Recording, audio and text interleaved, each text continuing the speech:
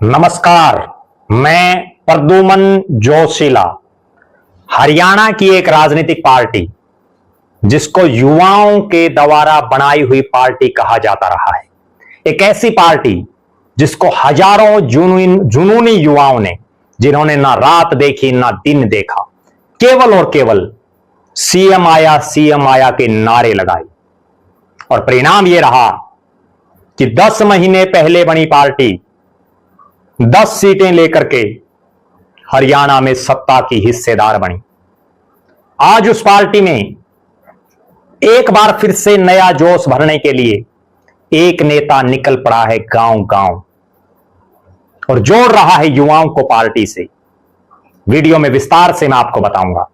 उससे पहले आप सभी दर्शकों से यह अनुरोध है कि YouTube पर हमारे चैनल को सब्सक्राइब करें, बेल आइकन घंटी का बटन अवश्य दबाएं, वीडियो को ज्यादा से ज्यादा शेयर करें, वीडियो को ज्यादा से ज्यादा हाइप करें, अपने विचार कमेंट जरूर करें।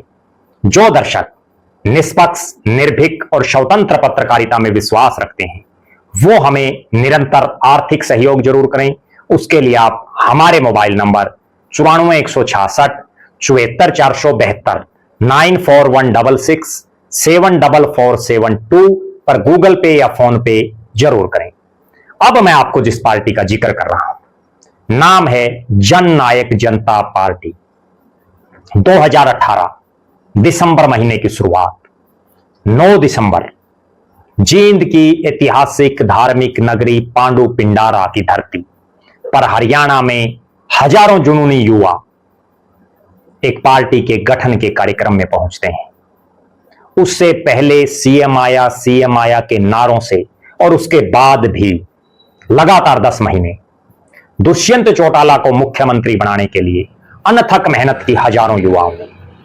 मुख्यमंत्री नहीं बन पाए दुष्यंत चौटाला, लेकिन दूसरे नंबर वाली कुर्सी मिली, यानी उप मुख्यमंत्री बने।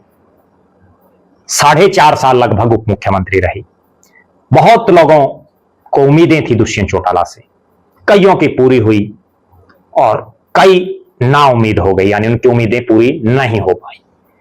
बहुत लोगों ने इस मर्तबा पार्टी छोड़ी, बहुत लोग दुष्यंत और उनके परिवार से नाराज हुए और उसका हश्र यह हुआ पार्टी को कि लोकसभा के चुनाव में जमानतें जब्त, यहां तक कि दुष्यंत चौटाला की माताजी बाढ़ड़ा की जो उस समय विधायक थी नैना चौटाला 5वें नंबर पर हिसार में रही, बुरी तरह से हार, 20,000 के आसपास वोट, कई लाख में। विधानसभा का चुनाव आया, कई सीटें तो ऐसी थी जहां प्रत्याशी तक भी नहीं ढूंढे से मिल रहे थे, धक्के से टिकटें देनी पड़ रही थी। जो हालात 2019 में इंडियन नेशनल लोकदल की थी, उससे भी माड़ी हालात बनी दुष्यंत की जेजेपी के साथ। पूरे हरियाणा में एक सीट पर जमानत बची। हर तरफ यह चर्चा चल पड़ी कि दुष्यंत और जेजेपी खत्म हो गई है। लगभग 8 महीने के आसपास इसी तरह से रहा कि अब ये ना जेजेपी उभरेगी, ना दुष्यंत दिग्विजय उभरेंगे, ना अजय सिंह का परिवार राजनीतिक रूप से सरवाइव कर पाएगा। इसी दौरान जेजेपी ने एक बड़ा फैसला लिया। अपने फायर ब्रांड नेता, जो पहले पार्टी के प्रदेश प्रधान महासचिव थे, उनको युवा विंग का प्रदेश अध्यक्ष बनाया गया। नाम है दिग्विजय चौटाला। ये वही दिग्विजय चौटाला हैं जो जेजेपी के सारी सीटों पर खड़े प्रत्याशियों में सबसे ज्यादा वोट लेने वाले हैं। केवल इकलौते नेता हैं जिनकी जमानत बची अपने भाई की राजनीतिक रूप से वीरान माटी होने के बाद। दिग्विजय चौटाला ने संभाली कमान। युवा विंग का प्रदेश अध्यक्ष बनने के बाद 16 जून को उन्होंने एक बड़ी घोषणा की कि अगले 45 दिन प्रदेश के सभी 90 हलकों में जाकर के युवा जोड़ो अभियान के तहत युवाओं को जननायक जनता पार्टी से जोड़ने का प्रयास करेंगे।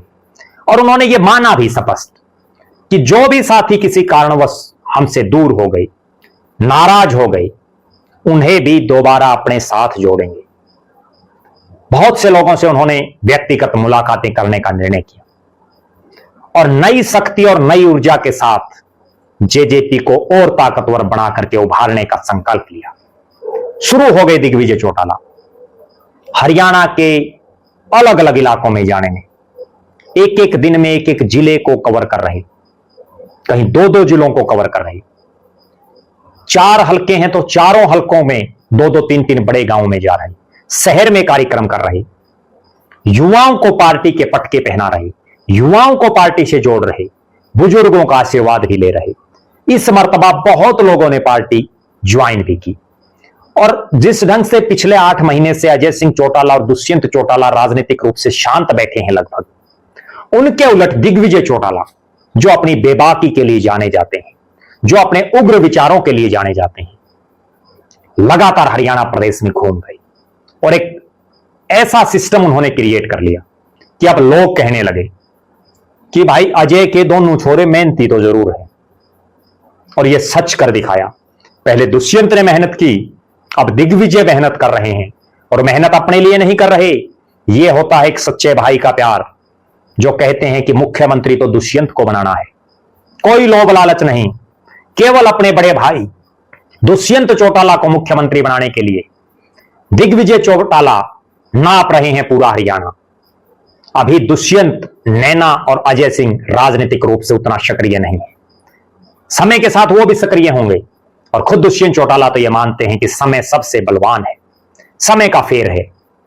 अब जिस ढंग से दिग्विजय चौटाला प्रदेश में घूम रहे हैं, पार्टी जो मृत प्राय सी हो गई थी, उसमें एक नई जान फूकने का काम कर रहे हैं, क्योंकि वो जिन युवाओं को पार्टी से जोड़ रहे हैं, जिस युवा जोड़ो अभियान के तहत वो प्रदेश भर में घूम रहे हैं, यही वो जुनूनी युवा थे जिनके दम पर जेजेपी की 10 सीटें आई, जिनके दम पर दुष्यंत चौटाला उप मुख्यमंत्री बने।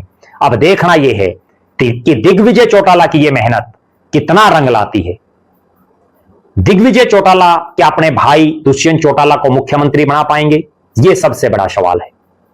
आप दर्शक भी कमेंट करें, आप दिग्विजय चौटाला की राजनीति को कैसे देखते हैं? आप बताएं कि क्या दुष्यंत चौटाला प्रदेश के मुख्यमंत्री बन सकते हैं? जरूर कमेंट करें। लगातार हमारे साथ बने रहें। हमारे फेसबुक पेज को लाइक और फॉलो करें, यूट्यूब पर चैनल को सब्सक्राइब करें, बेल आइकन घंटे का बटन अवश्य दबाएं, वीडियो को ज्यादा से ज्यादा शेयर करें, वीडियो को हाइप जरूर करें, अपने विचार कमेंट करें। जो दर्शक आर्थिक रूप से सक्षम हैं वो हमें आर्थिक सहयोग करें। बहुत बहुत धन्यवाद। आपका अपना प्रद्युमन जोशीला।